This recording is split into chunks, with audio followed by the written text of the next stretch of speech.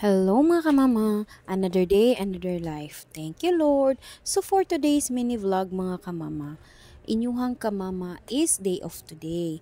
But then, I feel like today I'm not doing anything. I just wanna lay in my bed.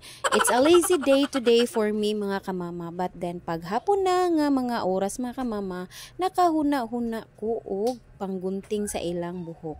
Kay it's because ako ang modra very saba kayo sigig ingon nga imong anak gilusa samok kay buhok. Di pangitaon na tong gunting aron dili masamok ato ang triman ilang buhok og ato ang kuan og mga lusa. Atong akong i-check out kung naa ba gyud. So sa dihang dapita mga kamama, before checking her there kanang kuan ilang buhok, ato asa siyang pagatriman kay gusto nako nga matrim pod ilang buhok kay taas-taas na ilahang bangs. She bangs, oh baby when she moves. Oh, di ba? Tokpak na pod ang kamama. Kay mga kamama, lazy day gyud ko karon kay I don't know why. It's because yesterday I've worked for almost 24 hours mga kamama. But then I'm so very very thankful kay very productive ang day, and then pagka night duty sad ko, and then dili sad kaayo so busy dito sa akong workplace. So nakapahuway ra sad ko mga kamama, so don't you worry. And then today day off ko, nakatugyod ko og para nako sapat gyud ang ako ang tulog for today kay dili kaayo medyo dili kaayo siya init mga kamama. So nakapahuway ra gyud ta diring dapita, so no worries. No worries mga kamama, nakapahuway ra gyud ko. So nakamata ko around 3 p.m. and then gutom match kayo mga kamama niya, wala misudan kay ang kung sudan nga gibay pagka morning nadaot siya. It's okay kay champurado akong mudra, di nakasnack sad ko gamay. And then the manga is very lami. Thank you so much Atiran for the manga kay ako anang gikaon.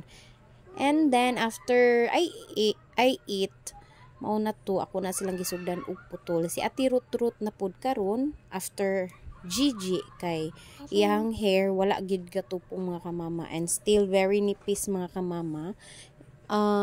Basig na amoy ikasuggest mga kamama for kanang thickness sa hair, DIY lang mga kamama. Para ato ang masugdan og kanang unsa ni anang butang ang hair sa akong anak para mo baga-baga sa siya mga kamama. Na magud siya habit good nga iyahang tuyok-tuyokon iyang hair hantod nga mga tangtang mga kamama. Murag I don't know habit or unsa ba na kay since bata pa magud siya mga kamama up until now, maski natulog siya iyang bitong tuyok-tuyokon until nga kanang such time nga naadyoy malaga sa iyang hair. So mauna to sa morning makita nako iyang kanang pillow nga daghan jud nga tagak mga kamama, maunang maluoy ko sa iyang hair kay very nipis jud kay mga kamama niya, kanang sensitive kaayo kay kung for example naa siya lusa niya, mag-check ko sa iyang hair, hinahinayon jud na nako mga kamama kay dali jud siya malarot, or maybe kuwang siya vitamins og I don't know unsa nga vitamins. Please help me mga kamama, basig na amoy ikasuggest mga kamama ha. So mauto atong ipadayon mga kamama, ako na nang gitrim para mas straight ang ilahang buhok akong mga anak mga kamama. So that's it for today. Thank you for watching. God bless us all.